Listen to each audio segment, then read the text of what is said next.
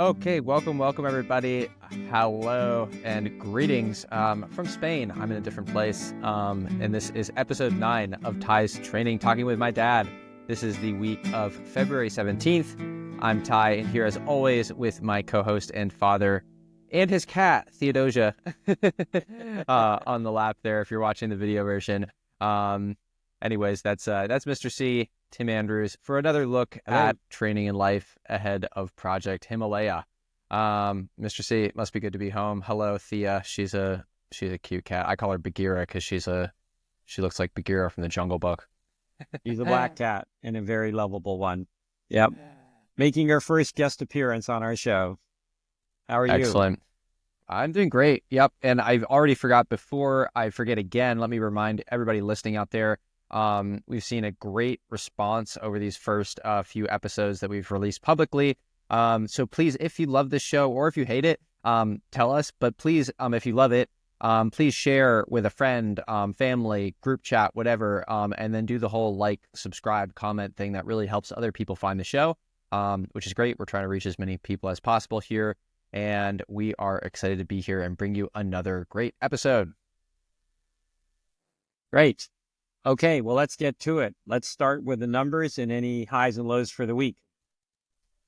Yeah, so full disclosure, we are recording this on Saturday. I am here in Europe for a trip. It's actually part of Project Himalaya. Again, can't go into too many details, but I'm here in Europe for a few days, so my schedule will be a little bit too busy to record our usual Sunday. So the week is not over, but it looks like we will end up with around 100 kilometers, around 19 hours of training time, around 10,000 meters of vert. It's a little bit lower. Most of that is because the first 3 days were the recovery block, which we'll talk a little bit about below. That's kind of my down week equivalent. And then highs and lows. I mean, low point, honestly, like, it was such a good week. I don't know that there is a real low point. I mean, what I wrote down was just like, Connor's gone. Connor's like my best friend who is here in keto, or back in keto with me, for the last week. And we had an absolute blast together. It was really great to have company, and we had some great adventures and stuff that we'll talk about.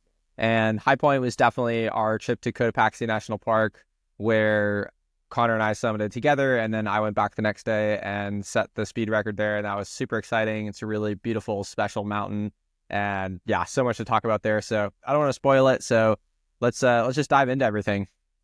Awesome. Congratulations, and we'll come back to it. Thanks. Okay, so this is a part of your recovery block. So talk to me about what that means and how you approach these recovery blocks mentally, where you go from this intense level of training to a very low level. So the recovery block is kind of how I think about a down week when I think about macro structure. So we've talked about this a few times, where I kind of look at it as 20 to 25 days of up volume, and then 3 or 4 days of super, super low volume. So instead of doing a traditional 7-day cycle where you might do 3 weeks up and then 1 week at maybe 75%, I do 20 to 25 days up and then 3 or 4 days super low. So I'm talking about maybe I'm doing 20 to 30% of my standard volume those days. So they're really, really big drops in volume. And I've done this for a very long time, like since, I don't know, probably right after college. And I found my body responds really, really well to that huge drop for a shorter period. And then I can hop right back into harder training. So yeah, that was Monday, Tuesday, Wednesday this week. And it coincided really well with Connor getting here, and us being able to train together and have some just really nice runs in the park. He was actually doing more training than me. So I was like, hey man, I only want to do an hour today or something. But it was really great to be able to share that and just like stress-free training. It's, that hour to me, like, really doesn't matter tremendously what it is. I'm not like, oh, I have to go over on Polichowski. It's like, we ran in the park a couple times, I did something on the treadmill. It's just really whatever I feel like doing and what's convenient. It's almost like the training fits around life as opposed to the other way around. Nice. And did Connor have a good time? Yeah, Connor, I hope he had a good time. Yeah, we always have fun together. We're, I think, very similar people and get along really well. And he's one of the people that I feel like I've known for a really long time. I've only known him for about 5 years, but it's like hard to imagine my life without Connor at this point as my best friend. So it's always good to see him, and we had a lot of good bromance. Good. And how does having somebody, such a good friend like Connor, with you on these recovery sessions, how does that, does it change things? I guess you sort of said it feels more like life with training rather than training with life. Anything else you want to add to that? Yeah, exactly. I mean, I think it's so much of my day-to-day life is based around my training when I'm in full, up weeks or whatever.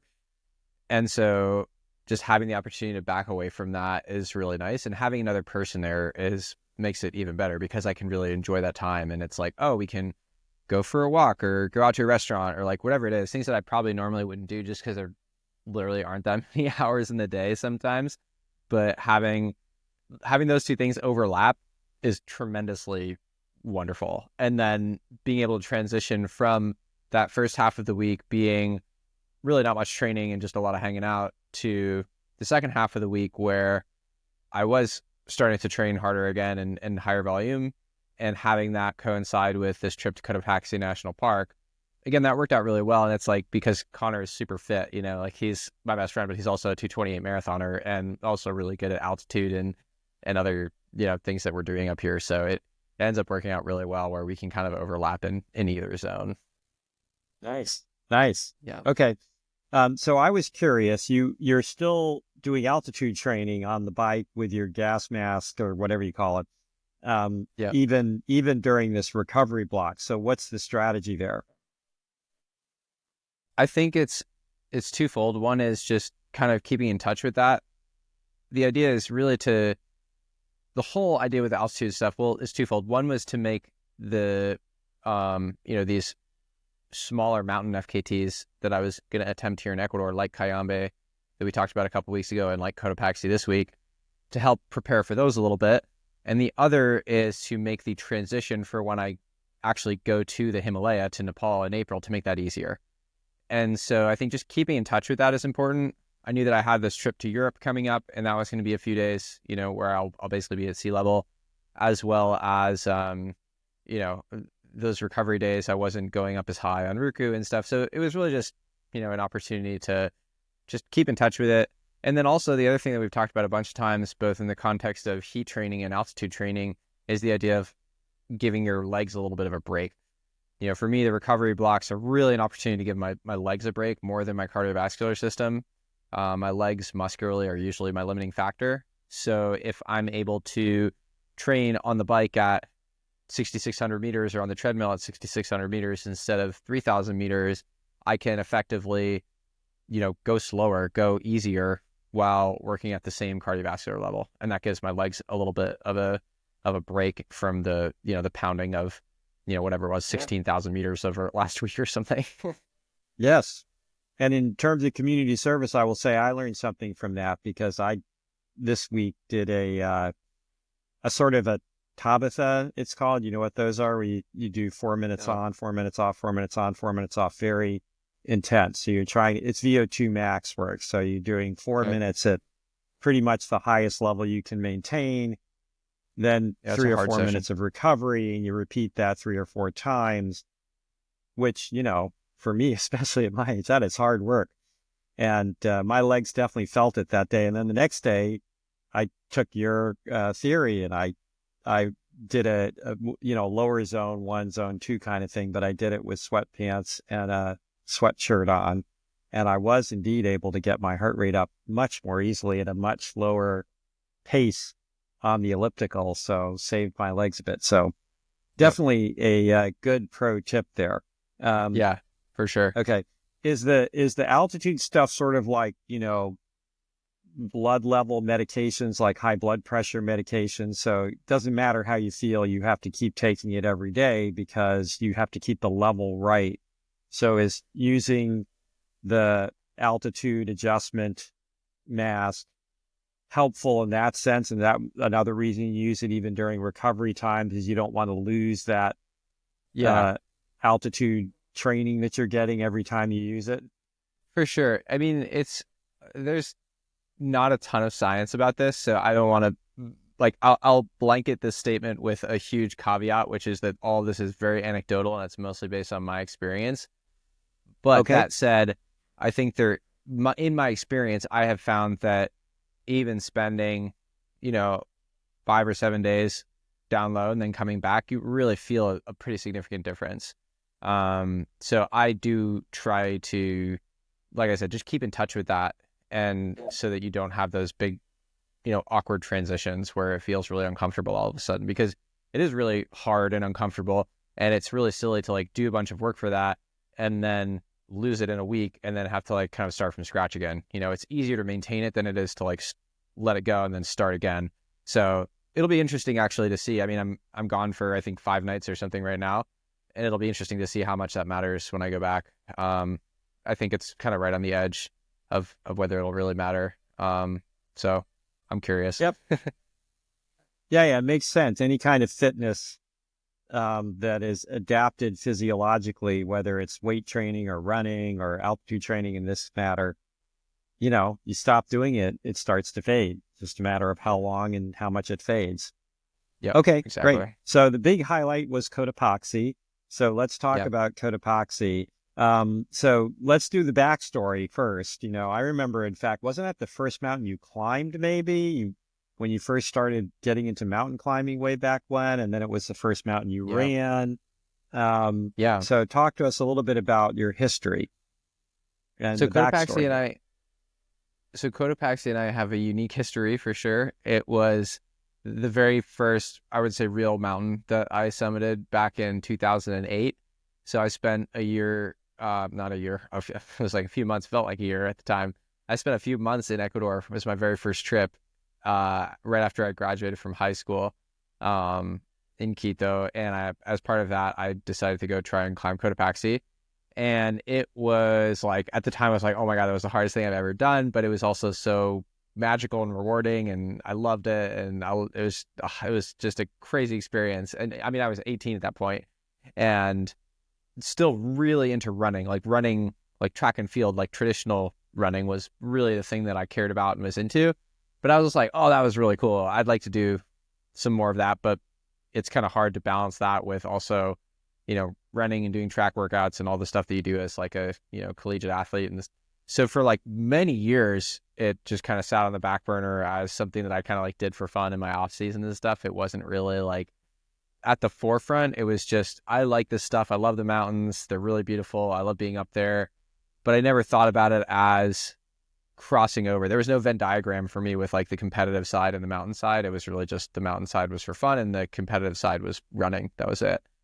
And then I can't remember. I told the story a million times. I can't remember if we've talked about it on this podcast yet, but that was really my first moment of like competitive mountain running, was going back to Cotopaxi. I think it was 2021, like January of 2021, maybe. And, in the height of the COVID pandemic, there weren't many races to run. And my then sponsor had bonused some FKTs, some speed records, and I decided to go run up this mountain. And I had known about this guy, Carl Egloff, for a long time.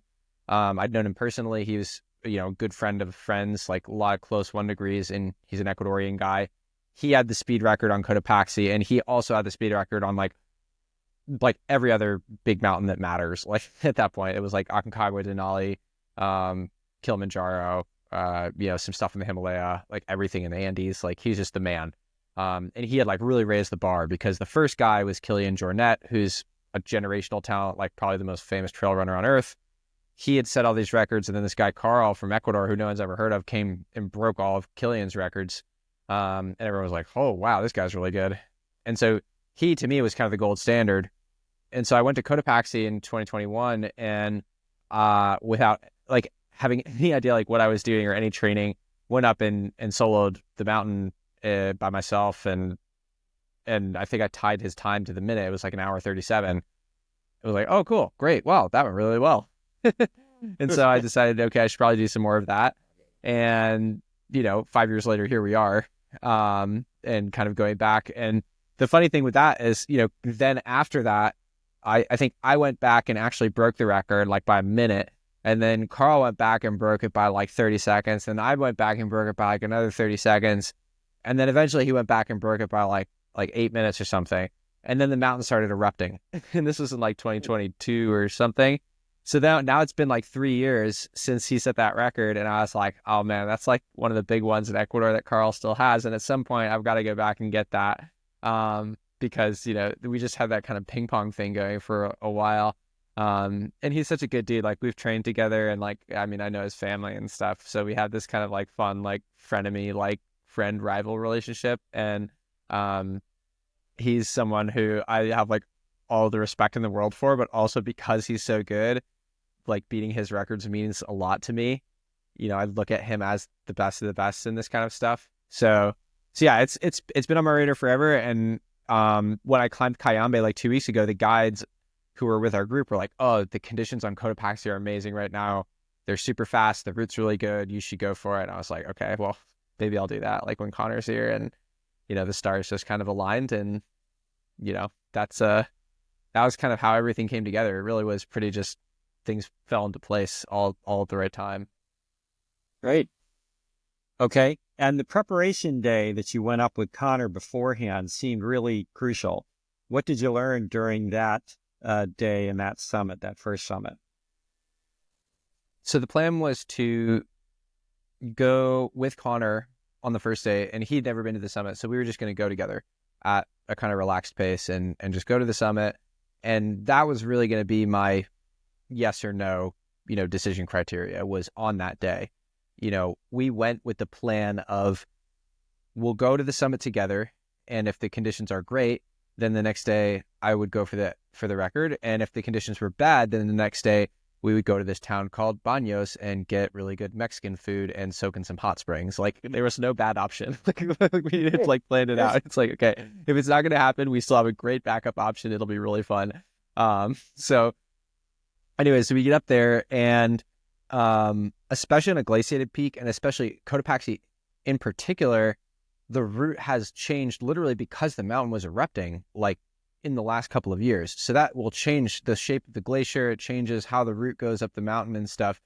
So I haven't been on the mountain since 2022, I don't think. And especially with a record that's this stout, I wanted to make sure that I knew what the route was like, where the hard parts were, if there was anything dangerous that I need to be thinking about, things like that.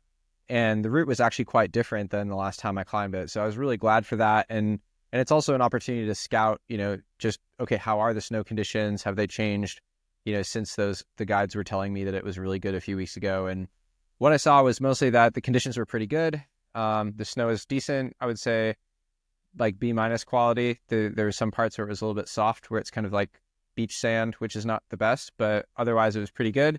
The route felt really, really safe, way safer than Cayambe. No like giant overhanging seracs or anything.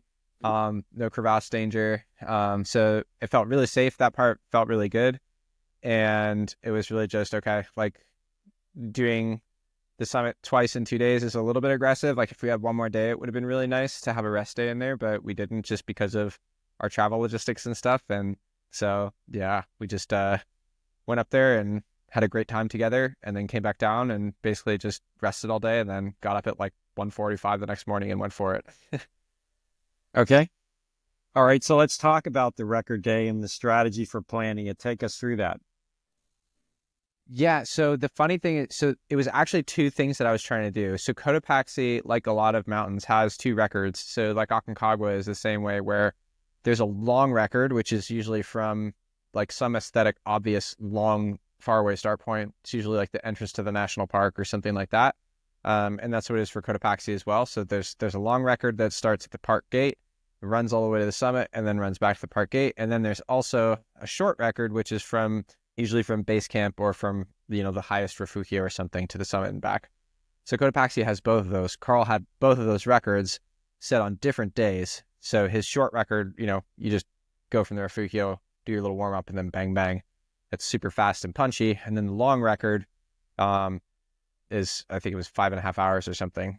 And so my idea, because I'm very dumb idiot, was I should try and do both of these in one fell swoop. So basically, I thought that if I took the first part of the long record pretty easy got up to the refugio without wasting too much energy, then I could punch really hard for that middle section from the refugio to the summit and back, get that middle record. And then by doing that, I would cut off so much time on the longer record, then even if I was totally cooked, I could kind of coast in on the way down, get back to the park gate, and ideally still get both of them.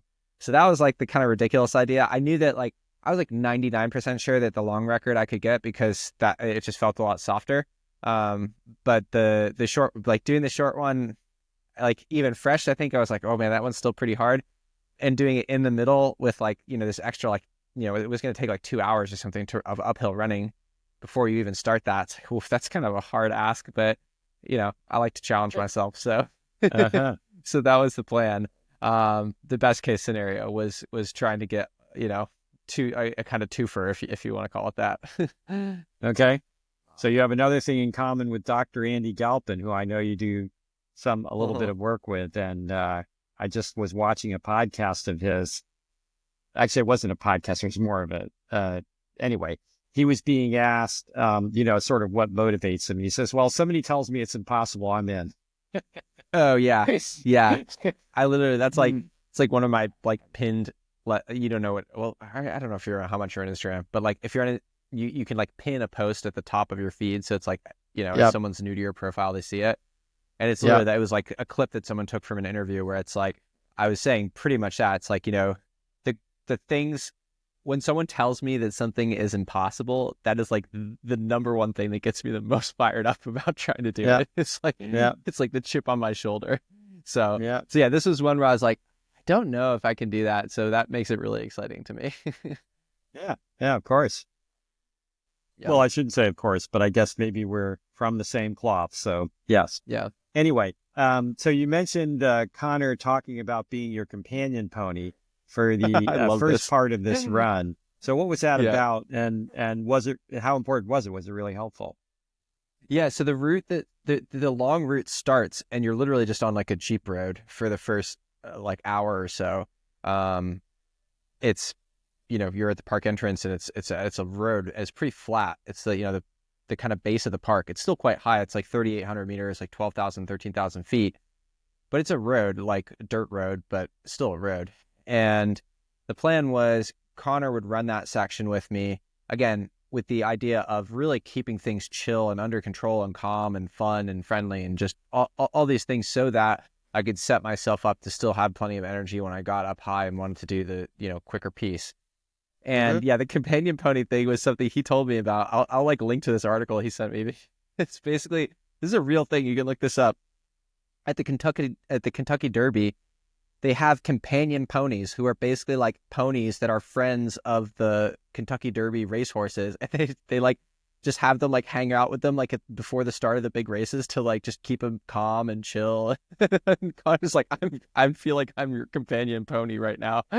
Yeah. So that's it's like my new favorite term, and 1,000%. It was so wonderful because it's just like functionally, it's really great to have someone there to help point out, hey, like you're picking it up a little bit right now. Is that on purpose? And he did that a couple times. I was like, no, I'm not. It's just, I felt good and I let my legs go a little bit. So literally someone to just keep you in check, but also it's just way more fun. We're literally starting this thing at 4:00 in the morning. It's pitch black. It's, we've been up since 1:45 in the morning, and it's a lot more fun to have another person there to share that with. Sure. It's plus I think it seems like it's mentally easier because you have to supply all the mental energy if you're by yourself, and just having somebody along to drive the conversation, if you will, helps make it a lot easier on you mentally, I would think. 100%. Yeah. It just, there's so much science that has like really good science that has shown the correlation between basically mood and performance. And that if you're in a bad mood or you're cranky, that you're going to have a bad, you're going to have your performance will suffer. Whereas literally just the physical act of smiling, even if you don't mean it, even if you're cranky, there's like real good studies that show that can increase performance, which is fascinating. So I'm a huge believer in, if you can do something to make something really hard more fun, and if that involves bringing along your best friend, like, yeah, that's a huge win. Yeah. Yeah. Well, the famous Tim Galway Inner Game of Tennis author formula is performance equals potential minus interference. And Mm. so he would always talk about the mental side as being a major interference in sports performance in particular. So if Yeah. you're in a bad mood, if you're thinking too much, literally just thinking too much, it distracts you from the physical performance if you're not careful. So Yeah. and also, at a fundamental level, we're a social species. We're literally wired to be social. So it's just Yeah. harder to be by yourself. So yeah, interesting. Okay. And here's an interesting little nerdy aside for just a brief moment. So because I've been in tech most of my career and programming or managing programming for most of it, and most people think of programming as a solitary activity for the most part. You sit down on a computer and you write a program and you debug it, et cetera.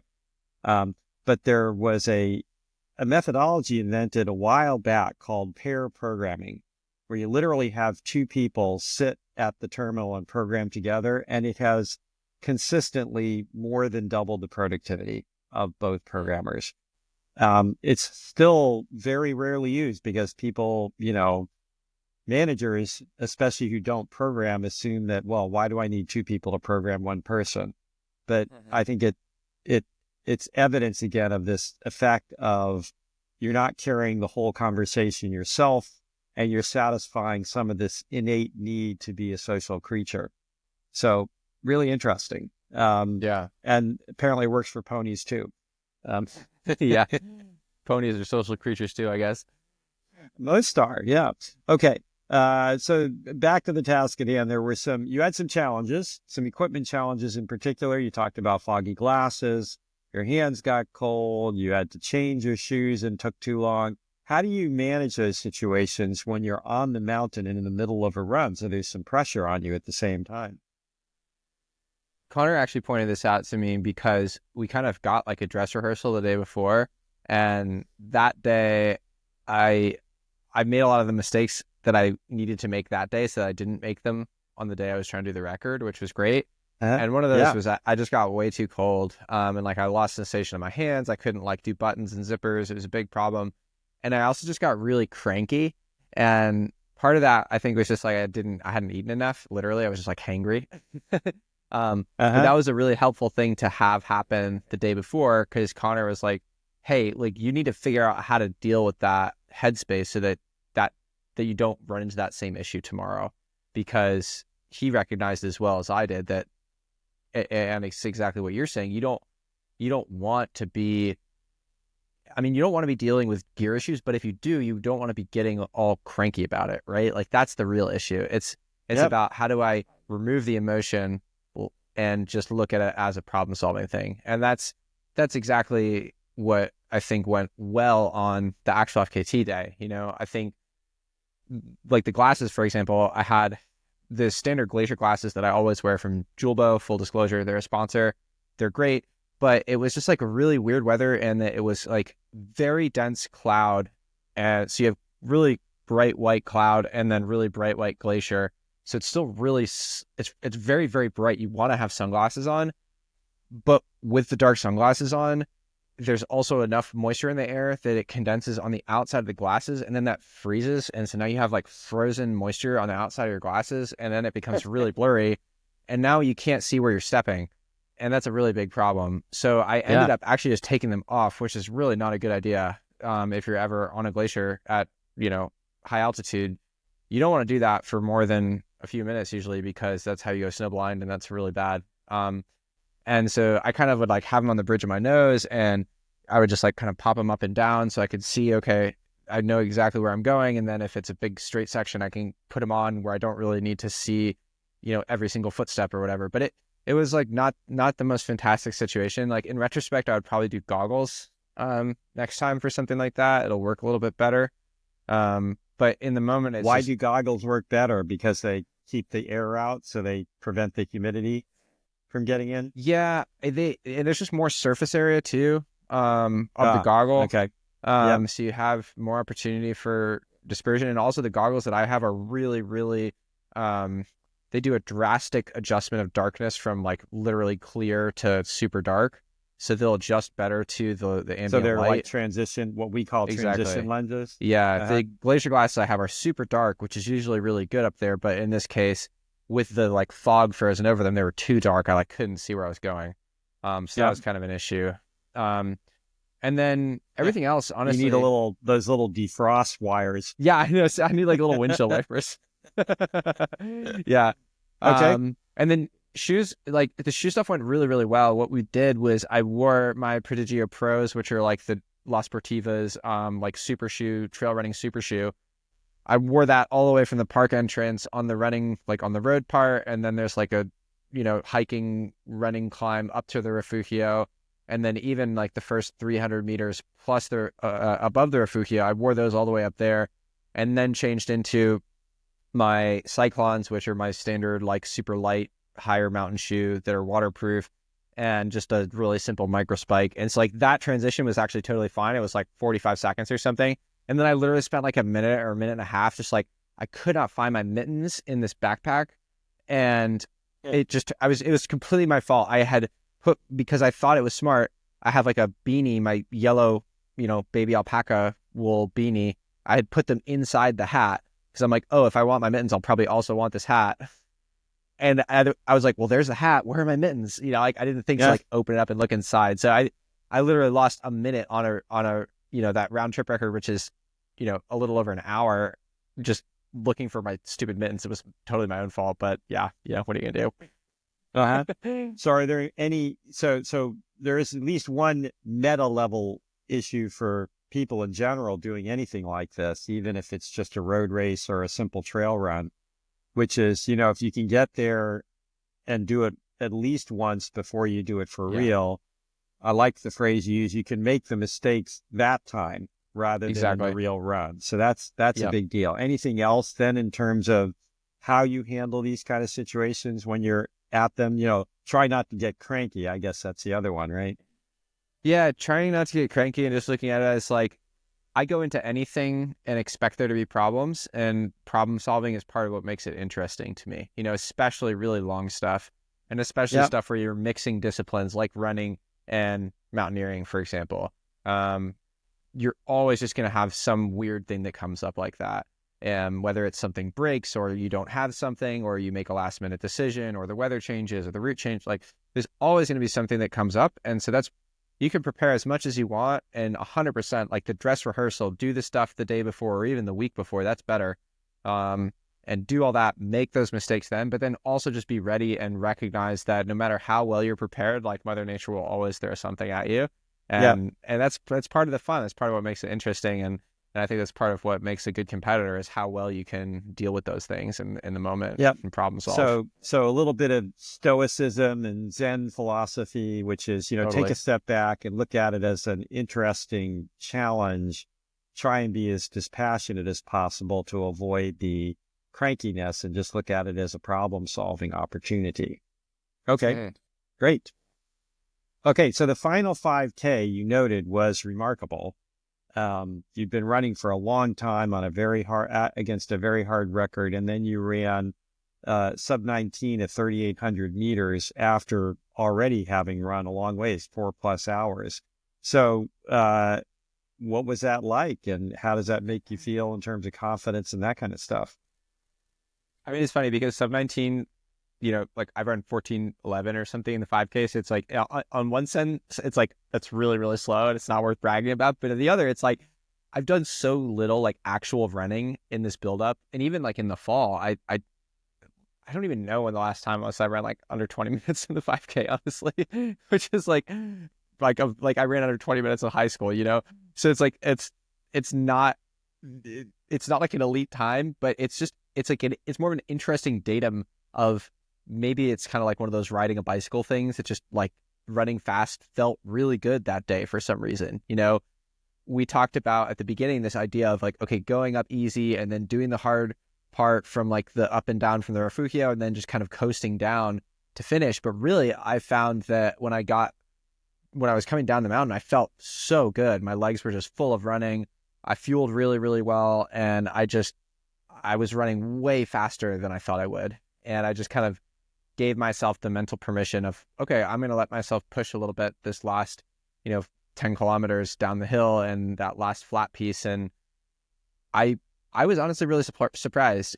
I think it's one of those things that I think running for me it is like riding a bike. It's something that even if I haven't done it for a really long time, it comes back so quickly and it feels so good and so natural to be pushing hard like that at the end of something where it's like, oh, you're counting down the minutes or the kilometers and you know exactly how much is left. And it's this very familiar physical and mental sensation of knowing exactly how much energy I have with 20 minutes, 15 minutes, 10 minutes, 5 minutes to go, and being able to balance that and push and push and push and push. And it worked out really well because Connor and the mountain guide who had taken us up the day before, this guy Flavio, so they had met me at the parking lot up right below the refugio and then drove the truck down to meet me at the finish. And then they caught up to me with less than a mile to go, like a kilometer to go or something. And so I'm like, pushing really hard running. And then like the truck comes up like right behind me and they kind of like drive in like alongside me. And it was like we were all finishing together. It was super cool. Nice. And so that was really, really special. It was like almost meant to be of this thing of like, if it had literally been like 3 or 4 minutes off, like then we wouldn't have timed the finish together. But because it worked out like that, we were all able to be there and share in that moment together. And yeah, and for what it's worth, yeah, I broke both records. So I got the uphill short segment. I got the long one by like almost an hour. So it was a huge day, and it was just like it made it so much more special to be finishing, running really well, feeling great instead of just like dragging ass in, and also have these guys there to share in that moment with. It was a really, really special moment. Nice. Okay. And you used the phrase, this was a monster effort and a confidence boost. So what does that mean for you now going forward for your confidence? Like I said before, I mean, Carl has always been to me the pinnacle of the sport, really. I mean, there's probably 2 or 3 other people in the world that I would say I put on as high of a pedestal as I put Carl Egloff. And so when I look at that, being able to compete with his records, and this is why part of why I love FKTs and record chasing, is because you're not just looking at, me versus this person on this day in this race. It's like, okay, this was this person's best day ever. And how do you compete on your best day ever? And right now it's like, okay, this is a pretty good day. I don't think it was my best possible effort that I could have given this route, but to know that I'm right there with Carl and, even a bit ahead now, that just gives me all the confidence in the world, because he's just accomplished so much and he's such a tremendous athlete and has all these records around the world. And he is very much a benchmark for me. So being able to see where I am relative to him, it's really, really helpful. Obviously we've talked a lot about benchmarks with my own workouts and, the Polichowski and these other things and the workouts that I've done on other seasons, but having another person who's also gone on to accomplish so much, it's almost a transitive property thing where it's like, okay, well, if I'm ahead of where Carl is and then Carl went and did this really cool thing in the Himalayas after that, then I should be able to go do this really cool thing in the Himalayas, So that's kind of how I look at it is looking at someone who I see as one of the greatest of all time, and being able to compete with them, even across years is just super exciting. Nice. Okay. Well, congratulations once again. That's a wrap up for my questions. Did you have anything you wanted to add? And then let's talk a little bit about what's upcoming next week and what you're looking forward to. Yeah, I think we're good. Let's to wrap up with the week and looking ahead. I think exciting things. One, we've got the USA Track and Field Indoor Championships are this weekend, so y'all should. Well, by now they'll be over by the time you're listening to this, but you should go back and watch the replays. That's something I'm excited about. That's tonight and tomorrow, Saturday and Sunday. Some great races there. I will always be a diehard track and field fan, as much as now I'm more of a mountain athlete. And then, yeah, excited to be here in Europe I can't talk too much about it. I don't want to spoil anything. But we've got some really cool stuff lined up here, and then I will be back in keto by the end of the week. So excited to really get back there and, get back to the grind and, my own little monk routine there for another month or so. Okay. Okay. All right. Thanks very much, then. Awesome. Okay. We'll cut there and come back for our cool down. So this week on Cool Down, we're going to talk about traveling and training. And this is an area where both Tyler and I have some experience, although Tyler more on the athletic side. But I traveled in a lot during my business career as a consultant especially, but even as a technology leader, I traveled a lot. So we both have probably some insights here, and we're going to talk about a little bit, both in terms of training and getting along during travel in general. So, Tyler, you mentioned you're in Europe right now as part of Project Himalaya, and you've done an enormous amount of traveling. I certainly know, because every time we talk to you, you're some different place on the globe, and they tend to be far apart places like Quito and Nepal and Kilimanjaro and Japan and just all over the place. So let's talk a little bit about how you maintain your training and your work level when you are traveling this much. So, we can take this trip as an example. You went from the summit of Cotopaxi right basically to a red eye to Europe with hardly a moment to spare. How do you balance training, recovery, and travel when you're doing things like that? I think it's flexibility and patience are really important. I mean, literally yesterday, I was at 7 a.m. I was on top of Cotopaxi, and at 7 p.m. I was on a flight. And first of all, I would not recommend that. That's really not a great way to do things. And when Connor and I were actually planning that trip, we were like, we definitely shouldn't still be in the park on Friday morning, because it's like, what if something goes wrong? It's cutting it way too close with our travel, and then surprise, there we were. But yeah, sometimes that's just how it goes, and you usually get away with it. But no, don't do that in general. I think that people drastically undervalue the recovery side that comes with travel and the kind of flexibility that's needed with that. So this is why when I'm in keto, for example, I can really get into my monk mode and my training looks super consistent. And it's part of why one of the things that I wrote on that list of 16 things that I was going to hold myself accountable for at the beginning of this season, one of them was minimize outside travel and stress, basically, because I know that when I'm traveling, my training will not be as consistent, because you can force it and make it happen, but I think at the end of the day, it's often detrimental. It's more important to focus on making sure you're getting something in, but at the same time balancing that with recovery. Like, traveling is really tiring, regardless of how good of a traveler you are, or whether you're flying in first class or economy or whatever. Doesn't matter. It's still like a lot of stress on your body, especially if you're doing time zone changes and getting up early or staying up late or taking red eyes. Like, just wears you out. And it's really easy to be like, oh, well, I've still got time, so I'll just do all my normal training that I would. And I think it's usually a mistake. So I try and give myself a lot more grace on the training side and a lot more flexibility. So when I'm in keto, I might have extremely specific metrics I'm trying to hit, and when I'm traveling, it's more like, okay, just we'll see what we can get in. If we get in 1 hour, it's great. If we get in 3 hours, that's great. But we're going to be flexible and see what we have time for. Yep, I think that's good advice.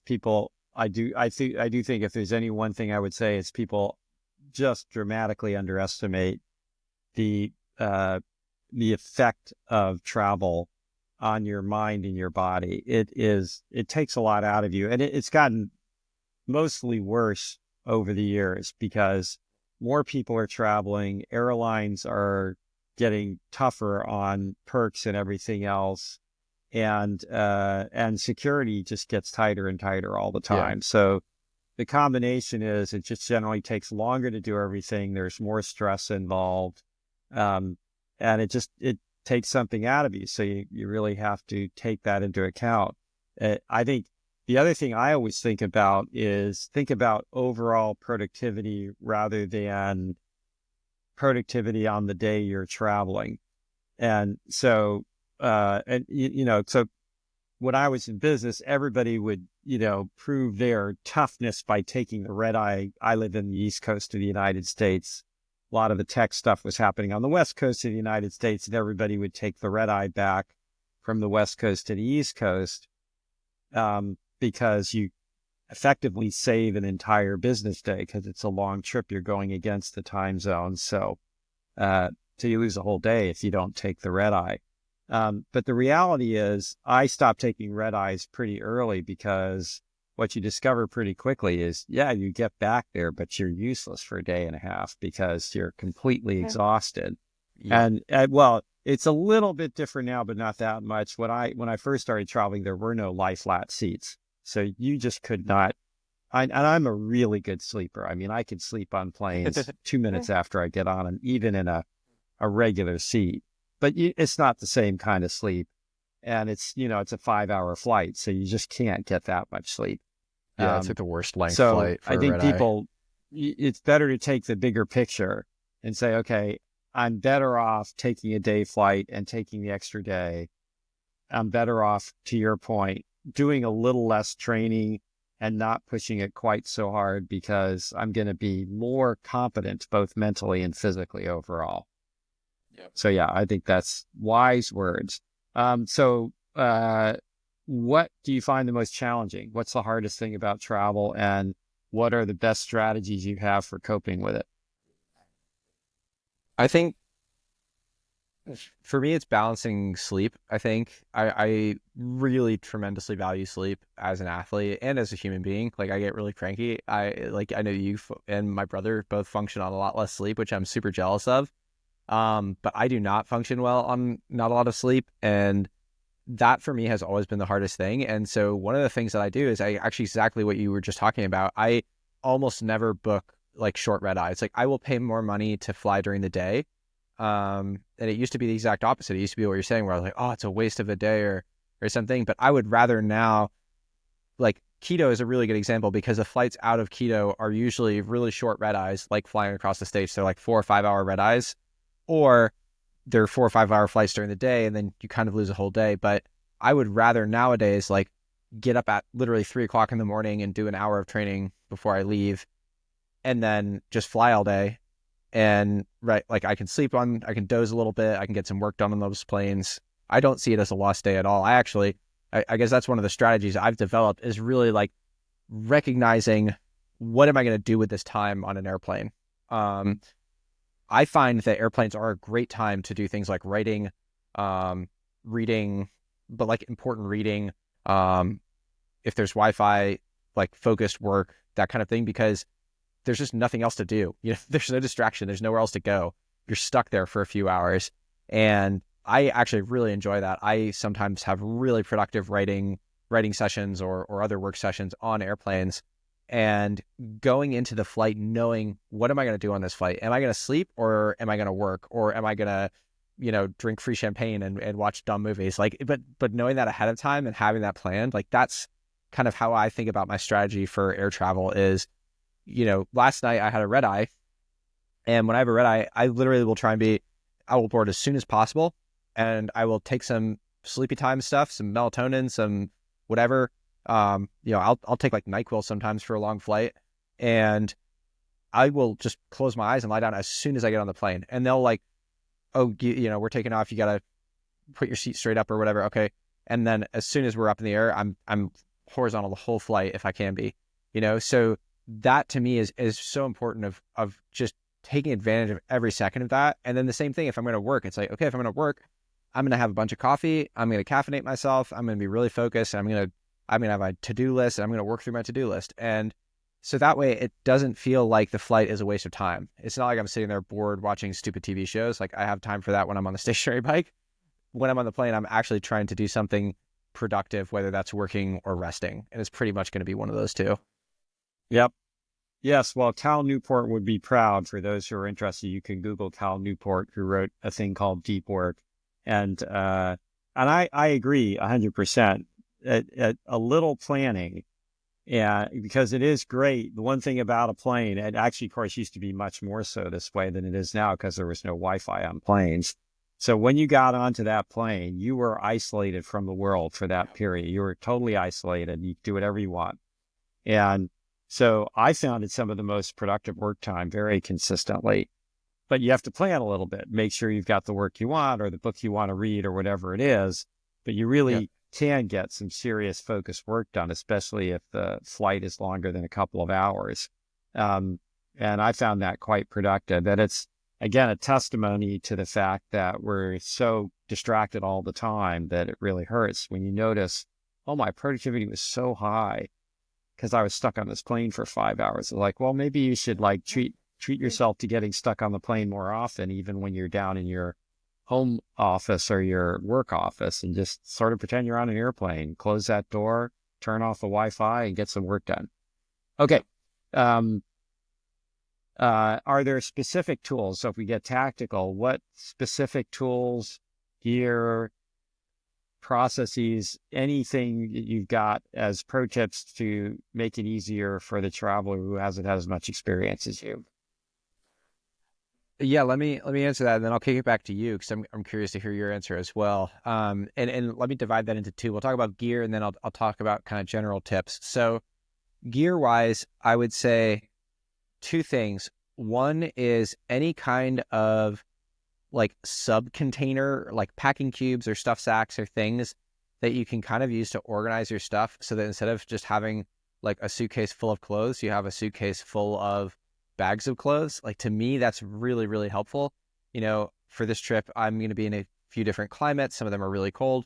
So I have like my whole cold weather bag, and I know like I'm in Spain today. I don't need to touch that, and I can just leave it, and then it's like, oh, this is my, like, when I arrive and I want to work out, here's that stuff already in its own little thing.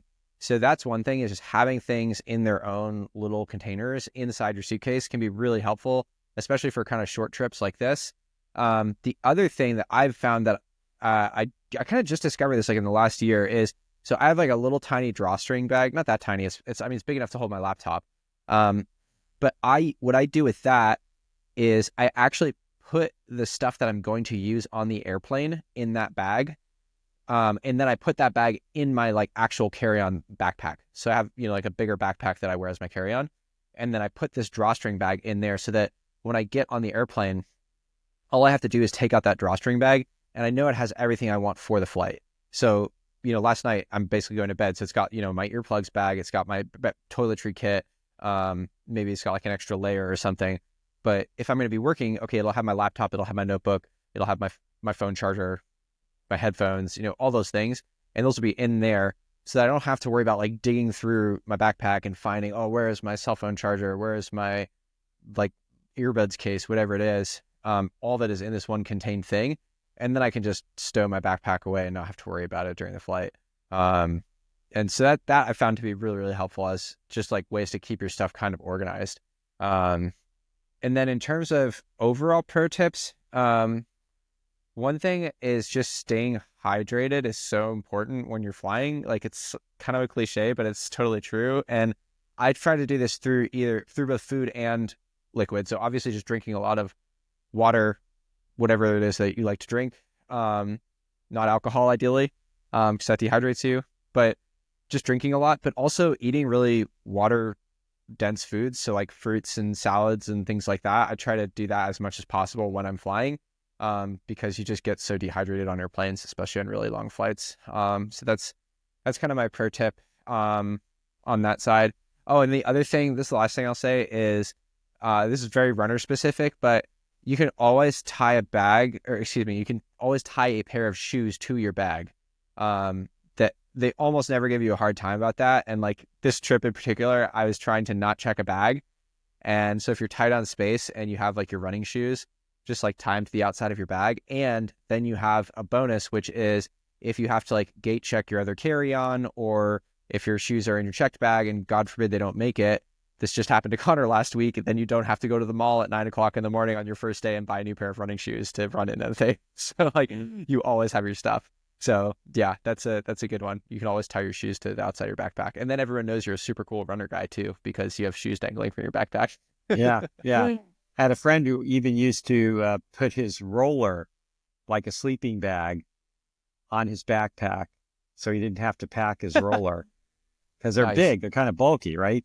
Yeah, yeah, Um, yeah, yeah. yeah. So that's great. What have you Yeah, I got? would What say. are your tips and tricks? You've been doing this way longer than Well, me. they're a little different, but I think I would certainly say on the plane itself, number one is hydration. Try to avoid Yeah, the alcohol, and drink the water. And if it makes you go to the bathroom, don't worry, just get up and go to the bathroom. Okay, it's yeah, worth it, because what most people really actually don't even realize is most planes are only pressurized to about 8 to 10,000 feet. yep, So you're literally like being in keto. You're in a very yep. hypoxic environment, a very dry environment. And so, skin lotion, I always have skin lotion for my hands. And drinking is number one, absolute number one thing. And you will generally feel better. Here's another thing that I picked up a while back. Take an old sock, put two tennis balls about 4 inches apart in the sock, and then use that on your kidneys. Put it basically right on your kidneys when you sit down. Like on your And back. yeah, on your back in between you and the Hmm. chair for lumbar support. And it has made an enormous amount of difference for me, even on Oh, shorter flights, but especially on longer flights. interesting. Because and a corollary of that is try and force yourself every hour to get off and do at Yep. least a little bit of walking around. Again, deep vein thrombosis, which is where you get a clot in an extremity like a leg, most typically, is a real danger, even if you're in perfect health. Serena Williams, right? Best woman tennis player in history, probably had a deep vein thrombosis. And Oh wow, I didn't flying know that. really makes you more susceptible to them. So try to get some movement in, and it's not only helpful for preventing that catastrophe, but it's also helpful in general. If you're trying to work, whatever you're trying to do, you're going to feel a lot better. If you're sleeping, okay, sleep. You don't wake yourself up every hour. The sleep is more important, and I would say maximizing sleep in general. Absolutely, sleep. And yes, I used to live on a little sleep, but actually I sleep a lot now, all the time, because the research is overwhelming now that sleep is medicine, maybe some of the best medicine you can get. Um, and so getting good sleep, if you're going to be on a red eye, trying to get the maximum amount of sleep is the best, or just avoid the red eyes and get better sleep when you're on the ground. But in terms of tips for getting on the plane, definitely hydration. The tennis balls are great for not having your body feel terrible. Get up and walk every 30 minutes to an hour, at least once an hour. Try and move. Even if you're really uncomfortable, just even stretching your arms and your legs in the seat will help. Um, Yep. and if you're crazy about your steps, you can put your watch on your toe, and you can even get steps while you're not moving around. A David That's cheating. Sedaris tip. That's definitely Um, cheating. Yeah, I don't do that I'm because calling I don't really care I'm that much. calling But it was the David Strava Sedaris, who is police. a funny writer and obsessed with steps, wrote about that one time.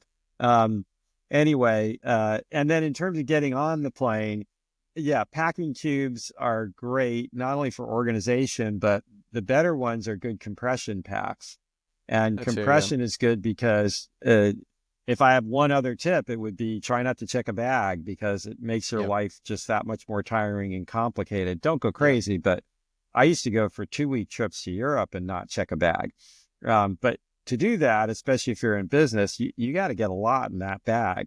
And a lot of the way I would do it was to use these stuff it sacks or whatever to compress everything down.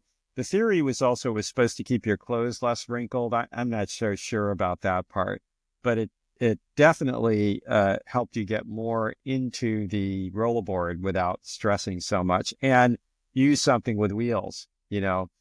I still see so many people, and I think you might be one of them, Mr. Tyler, young men, especially who walk around with big heavy backpacks and duffel bags. It's like, I get have a yourself a rollerboard. rollerboard. What are you talking about? I That's have a true. You do rollerboard. have a rollerboard, but I see so many people get on planes with just, carry sacks, and they got to get pretty heavy if you start putting a lot of stuff in there. It's just Yeah. not healthy. So get Yeah. yourself a wheeled piece of luggage, and Yep. you'll thank yourself for it. And then the last thing I would say, because they've gotten so much more restrictive on what you can take on now, at least in the United States, you're only allowed to have 2 bags.